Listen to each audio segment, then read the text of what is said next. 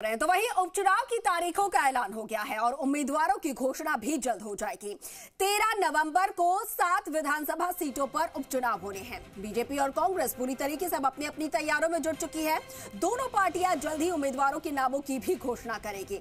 तो वहीं आरएलपी और बीजेपी भी अपनी तैयारी में जुटी हुई है। बीएपी भी आपको बता दें, भाजपा पूरी तरीके से अपनी तैयारी, अपनी एक्सरसाइजेज जो है वो कर रही है। राष्ट्रीय अध्यक्ष से राजस्थान कोर ग्रुप की चर्चा भी चुकी है और अधिकांश सीटों पर जो नामों का पैनल है वो भी दिया जा चुका है। एक नाम का पैनल उन्हें दे दिया गया है और उधर कांग्रेस भी बैठक कर चुकी है।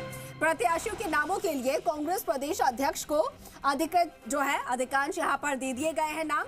हालांकि राष्ट्रीय नेतृत्व से अभी गोविंद डोटासरा की चर्चा होगी और उसके बाद 7 सीटों पर प्रत्याशियों के नाम घोषित होंगे।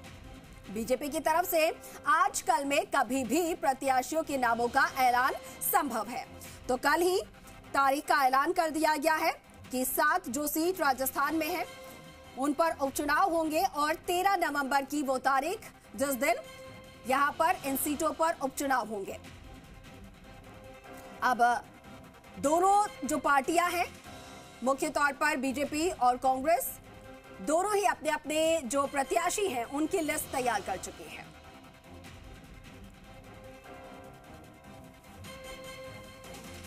और चलिए पूरी जानकारी हम ले लेते हैं। अब तारीखों के ऐलान के बाद किस तरीके की तैयारियां हैं ये भी जान लेते हैं। हमारे सहयोगी लखबीर हमारे साथ लाइव जुड़ रहे हैं।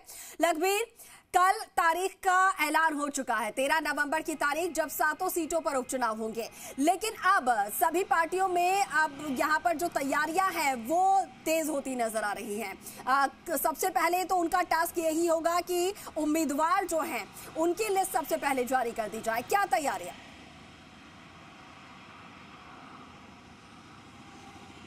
बिल्कुल अंकुर, देखिए, निर्वाचन आयोग ने राजस्थान की 7 सीटों पर उपचुनाव की तारीखों का ऐलान कर दिया गया है। 13 नवंबर को तमाम 7 सीटों पर वोट डाले जाएंगे और 23 नवंबर को नतीजे आएंगे। लिहाजा तमाम राजनीतिक दलों ने भी अपनी तैयारियों को धार देना शुरू कर दिया है। भारतीय जनता पार्टी ने रविवार को पहले जयपुर में 2 घंटे की कोर ग्रुप की बैठक मुख्यमंत्री निवास में की और उसके बाद उसी दिन रात को केंद्रीय गृह मंत्री अमित शाह और भारतीय जनता पार्टी के राष्ट्रीय अध्यक्ष जेपी नड्डा के साथ राजस्थान भाजपा कोर ग्रुप के तमाम दिग्गज नेता बैठे और तमाम 7 सीटों पर सिंगल नाम के जो पैनल आए थे उन पर फाइनल मंथन किया गया और अंतिम फैसला जो है वो भारतीय जनता पार्टी के पार्लियामेंट्री बोर्ड पर छोड़ा गया है। अधिकांश सीटों पर सहमति बन गई है अंकुर, लेकिन 2-3 सीटें अभी भी ऐसी बताई जा रही है जहां पर पेच फंसा हुआ है और पार्लियामेंट्री बोर्ड को निर्णय लेना है। देखिए, झुंझुनू पर अभी स्थिति स्पष्ट नहीं है, देवली उनियारा पर अभी भी डिस्कशन जारी है, तो वहीं दौसा पर भी सहमति अभी तक नहीं बन पाई है। इन तीनों सीटों पर अंतिम फैसला जो है वो भाजपा का आलाकमान करने जा रहा है। भारतीय जनता पार्टी का जो पार्लियामेंट्री बोर्ड है वो अंतिम फैसला लेगा, क्योंकि देवली उनियारा पर भी कई नाम है जिनमें रस्साकसी चल रही है। झुंझुनू और दौसा का भी ऐसा ही हाल है। ऐसे में पार्टी नहीं चाहती कि किसी प्रकार की सिर्फ फुटबॉल टिकट वितरण के बाद देखने को मिले, किसी प्रकार की नाराजगी देखने को मिले। अच्छा लखबीर, अगर दौसा की बात हम कर रहे हैं तो बीच में अटकल ये भी आई थी कि किरोड़ी लाल मीणा जो है वो अपनी तरफ से कुछ नाम जो है वो रखना चाहते हैं, और क्या इस वजह से भी देरी हो रही है दौसा सीट को लेकर?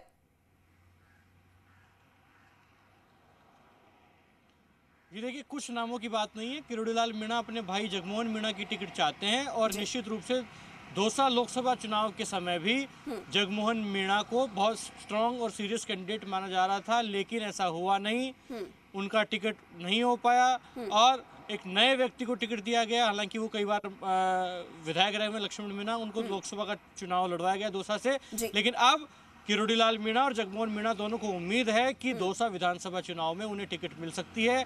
पैनल में उनका नाम है, मजबूती से उनकी कंटेंडेंसी को देखा जा रहा है। हालांकि अंतिम निर्णय भारतीय जनता पार्टी को करना है, क्योंकि बीजेपी के पास और भी कई चेहरे हैं। मीणा के साथ साथ ब्राह्मण चेहरा भी भारतीय जनता पार्टी के पास ऑप्शन में है, गुर्जर चेहरा भी है। ऐसे में बीजेपी किस जाति पर भरोसा जताती है दौसा की सीट पर, क्योंकि वो आरक्षित सीट ना होकर जनरल की सीट है, सामान्य की सीट है। ऐसे में बीजेपी को जो निर्णय करना है वो सिर्फ दौसा को आधारित करके नहीं करना, बल्कि उस सीट से पूर्वी राजस्थान की, क्योंकि बीजेपी के लिए यहाँ पर मुश्किलें इसलिए भी है क्योंकि जो 7 सीटें हैं उनमें से महज 1 सीट फिलहाल बीजेपी के पास थी।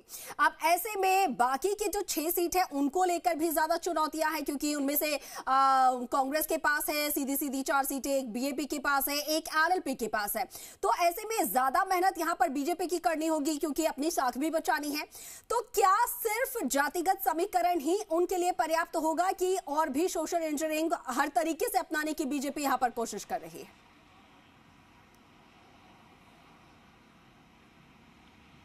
देखिए अंकुर, जब भी टिकट वितरण होता है किसी भी राजनीतिक दल के द्वारा तो निश्चित रूप से तमाम समीकरणों को देखा जाता है, पूरी सोशल इंजीनियरिंग की जाती है, चुनाव के दौरान और चुनाव के बाद के एस्पेक्ट्स को भी तलाशा जाता है कि किसी प्रकार का कोई थ्रेट तो नहीं होगा और अगर कुछ डैमेज होता है तो उसको कंट्रोल किया जा सके।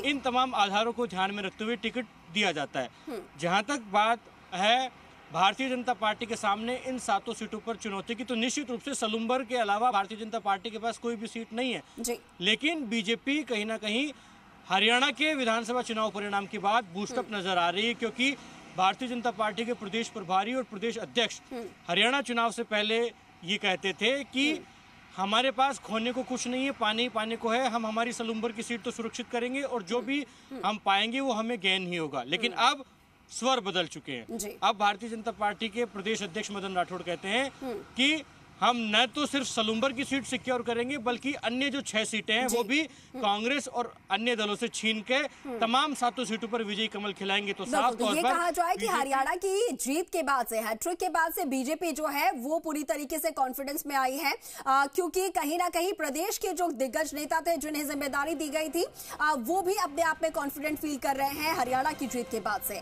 तो उम्मीद है, दावे भी किए जा रहे हैं कि जो 7 सीटें हैं ज्यादा से ज्यादा बीजेपी अपने खाते में कर सके, लेकिन क्या कुछ होता है वो भविष्य के गर्भ में है। ठीक है, बहुत शुक्रिया आपका हमारे साथ जुड़ने के लिए। तमाम